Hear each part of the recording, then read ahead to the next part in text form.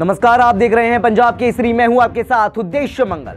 हाल ही में ओडिशा के बालासोर में एक दिल दहला देने वाली घटना हो गई, जब इंटरलॉकिंग में हुई खराबी के चलते कोरोमंडल जैसी एक्सप्रेस ट्रेन एक मालगाड़ी से टकरा गई और एक भयावह एक्सीडेंट हो गया। लेकिन इसी बीच कई लोगों के सवाल सामने आए। लोगों का कहना था कि आखिर ये ट्रेन अपने आप पटरियां कैसे बदलती है, जो इंटरलॉकिंग सिस्टम इनके बीच में लगा होता है आखिर वो काम कैसे करता है, क्योंकि इसमें कोई भी हाथ ड्राइवर का नहीं होता। तो आज हम आपको इसी बारे में जानकारी देने वाले हैं। आपने देखा ही होगा कि जब ट्रेन पटरियों पर दौड़ती है तो जंक्शन आने पर वो अपने आप ही दिशा बदलकर मंजिल की ओर बढ़ जाती है। उस ट्रेन को सही दिशा में भेजने के लिए ट्रेन की पटरियां आपस में मिल जाती है और ट्रेन बिना झटके हुए और भटके हुए अपने डेस्टिनेशन तक चली जाती है। आखिर ये सब होता कैसे है? जमीन पर बिछी हुई पटरियां आखिर अपने आप मूव कर दूसरी ओर कैसे खिसक जाती है? तो आपकी जानकारी के लिए बता दें कि जब ट्रेन को सीधे एक रूट पर ले जाना होता है तो वो पटरियां सीधी भागती रहती है, लेकिन जब ट्रेन को किसी खास रूट पर जाने के लिए अपनी दिशा बदलनी होती है तो उसे किसी जंक्शन या स्टेशन से गुजारा जाता है। वहां पर 2 से ज्यादा पटरियों का जाल बिछा होता है।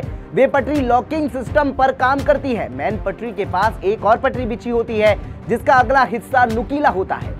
उस जगह पर मेन पटरी थोड़ी घूमी हुई होती है। रेलवे अधिकारियों के मुताबिक जब पीछे से आ रही ट्रेन को किसी खास दिशा की ओर मूव करके आगे भेजना होता है तो सपोर्ट वाली नुकीली पटरी को एडजस्ट करके मेन पटरी से चिपका दिया जाता है। इसके बाद पीछे से आ रही ट्रेन के पहिए डाइवर्ट होकर सपोर्ट वाली पटरी पर पहुंच जाते हैं, जिससे ट्रेन की दिशा बदल जाती है और वो अपनी मंजिल की ओर दौड़ने लगती है। इस काम को ट्रैक शिफ्टिंग भी कहा जाता है। दिन भर में सैकड़ों ट्रेनें पटरियों पर से गुजरती है, इसलिए ट्रैक शिफ्टिंग का ये काम दिन भर चलता रहता है। जब वे ट्रेनें गुजर जाती है तो सपोर्ट पटरी को फिर से मेन पटरी से अलग कर दिया जाता है और ट्रेन सीधी लाइन में आगे दौड़ने लगती है।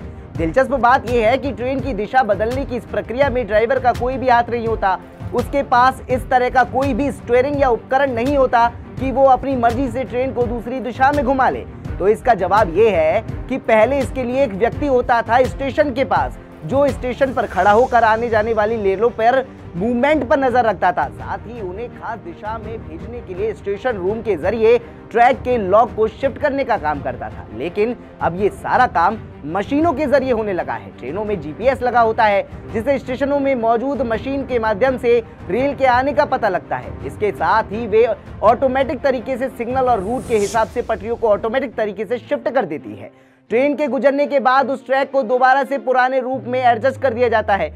यानी सीधी सी बात यह है कि वो पूरा काम अब मशीनों द्वारा किया जाता है। इसका मतलब ये कि जो हादसा उड़ीसा में हुआ था उसमें ड्राइवर की गलती नहीं थी, बल्कि इन सिस्टम में आई खराबी की गलती थी। बाकी की जानकारी परिणाम आने के बाद सीबीआई खुद दे देगी, क्योंकि अभी जांच बाकी है।